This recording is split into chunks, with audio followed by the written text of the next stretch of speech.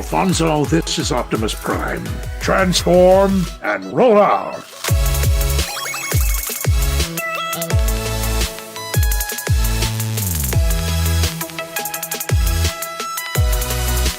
Alright, so I've been collecting MPMs and MPM KOs for quite some time now.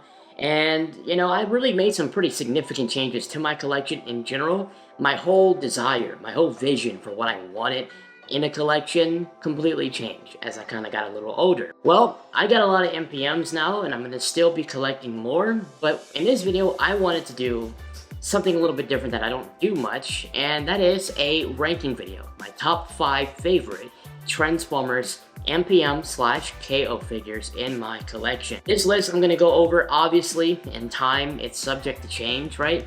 Because I got figures on the way right now that will most definitely make this list, like the upcoming Metagate Haiku Drift. That thing is absolutely insane, and I'm so excited for that.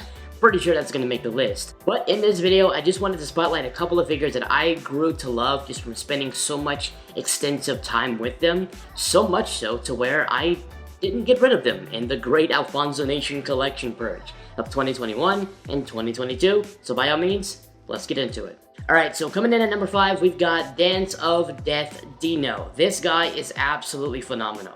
I really love the glossy finish and the rich coloring. That nice red really pops out. He also has a really nice face sculpt and great proportions overall. I think it really scales awesomely with all of the other characters, and he really does just hammer home the Dark of the Moon aesthetic when you join him with the Autobots. I think he's just perfect for an overall team if that's what you're going for Dark of the Moon. Dark of the Moon is my favorite Transformers movie. I wanted a collection that will perfectly represent it, so I've decided to completely just get as many Dark of the Moon MPM scale figures as I can, or at least upscale Studio Series as I can, because I just absolutely love that movie, and I think it's a great film. And I think that the figures that are out right now really represent them well, and Dino is a terrific example.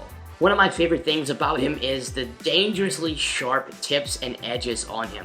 He definitely wouldn't pass Hasbro's safety screening, but I think as an adult collector, I really like how dangerous he looks and even feels. It gives him a sense of intimidation, even in figure form, and that's what he is supposed to be. Very intimidating. He was very threatening in the movie, and it really shows off in this figure. This is one of my favorite figures I have, and I really love him.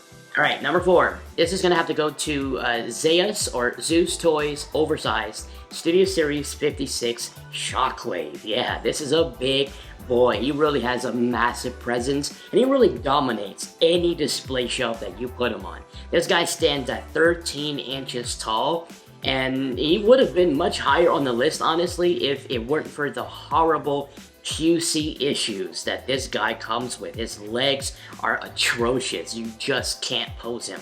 And I hate it because although the articulation capability is present with the way that he's designed, the posability is just almost impossible due to the very fragile and unstable thighs and the joints that he was just designed with. It's just a poorly made figure from the waist down. And it's really a shame because they were really on the right track with the overall concept and the thick material of his chassis and the ratchet joints in the upper areas of his body.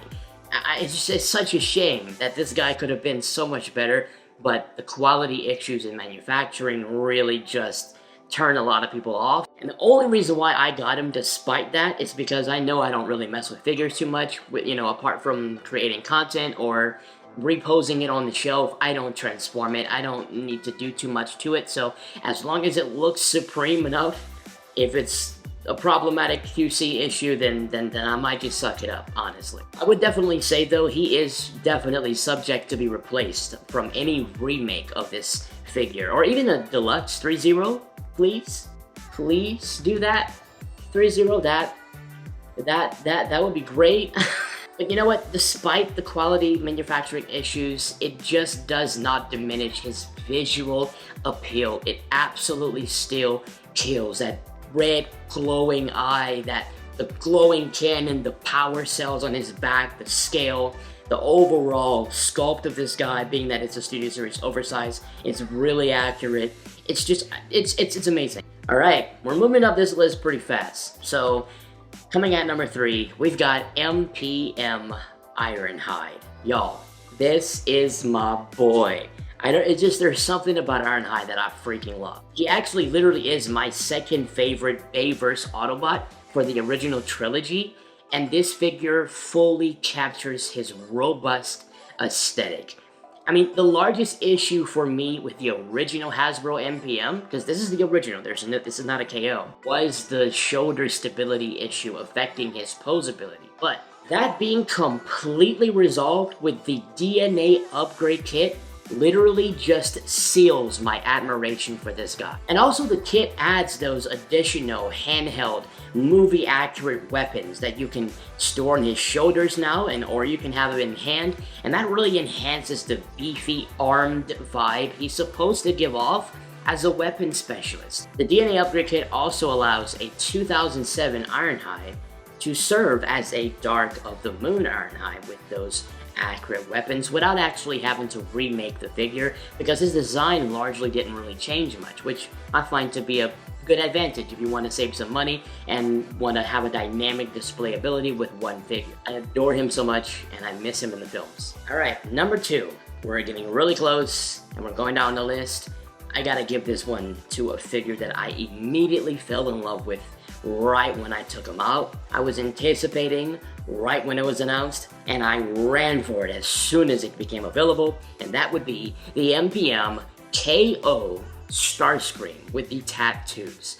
I will literally never get over how phenomenal this guy looks. The original MPM walked, so this KO could run, and it is running like a marathon right now. It just has all of the exceptional engineering of the official MPM, with tight joints that are now adjustable with third-party integration of screws rather than pins. And I honestly just feel like that superior paint job, those tattoos, is just unbelievably good. It's so nice. It even has a nice overall coating over it that kind of gives it a slight gloss. The additional silver application, some of the blues, some of the different colors in there really just complements him perfectly. And figures like this really demonstrate why I personally prefer to go for some of the KOs of the original official MPMs, because of the drastic boost in film accuracy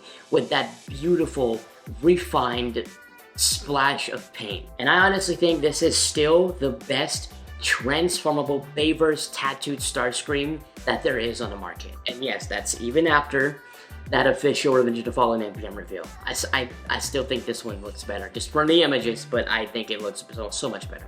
And now, for my favorite MPM/KO figure that I have in my collection. Pretty sure most of you guys can just guess, just take a wild shot in the dark as to what character I'm gonna pick for this one. But it's the specific figure of this one. It's not just the character, but it's the figure of this character that truly changes the game. And that's right, I'm talking about the Wei Zhang Black Apple Optimus Prime. This is simply the best transformable Bayverse trilogy Optimus Prime in history. The proportions are excellent. The scale is right on. The engineering and the alt mode is impeccable. The sculpt and display presence is undefeated. The consistent additions of chrome applications and gold touches, coupled with the durable die-cast integrations, makes this guy an absolute beast. Y'all, this figure is ridiculous. I don't even, it's no wonder it's so rare and so highly sought after. This thing is wildly good. As an Optimus Prime stan, and someone who's building a Prime collection as well, I absolutely just had to get my hands on this guy. And also, given his rare nature, the fact that he's so hard to find, so hard to acquire, coupled in with the Dark of the Moon upgradability with the Dino Model Shop chest upgrade, because the Dark of the Moon abs and the piece in the middle of his chest, some of those things are just things I added onto him. He didn't come like that originally. He had the Revenge of the Fallen abs, so I got my upgrade from Dino Model Shop, and that just made him perfect for my Dark of the Moon collection. One of my favorite MPM figures, or MPM scaled figures, I'll say, that I've ever had to put my hands on. This guy is just a masterpiece. Literally by definition. So those are my top 5 so far for the Bayverse, MPMs. And once again, this list is definitely going to change, as there's so many figures I've yet to acquire. I need to get the Sentinel Prime, the Unique Toys Dark of the Moon Megatron. There's some figures I'm looking at, there's some stuff that just might crush this list here. And I'm pretty excited to grow and see what it ends up looking like in the end result. I have a vision of what I want it to look like, but I'll see how it actually turns out in hand. But yeah, that's pretty much my list for now. I'm pretty comfortable with it. It's a pretty solid list if you ask me. If you guys like this video, drop a like on it, and comment below if you like these ranking videos for my figures, and if you want me to do another ranking video for a different kind of generation, or whatever you want to see. And also let me know in the comments which is your favorite figure out of the list that I brought up today. But anyways, that's pretty much it. Thanks for watching, and I will see you guys later. Be sure to follow me on my social medias. I am probably going to be doing some giveaways soon, so you better be following me on Twitter, follow my TikTok, follow my Instagram. I have mobiles that I am more active on. I'm going to try to be more active on YouTube again and try to get back into this. And yeah, I'm going to see you guys in the next video. Thanks for watching, and I'll catch you later. Till all are one.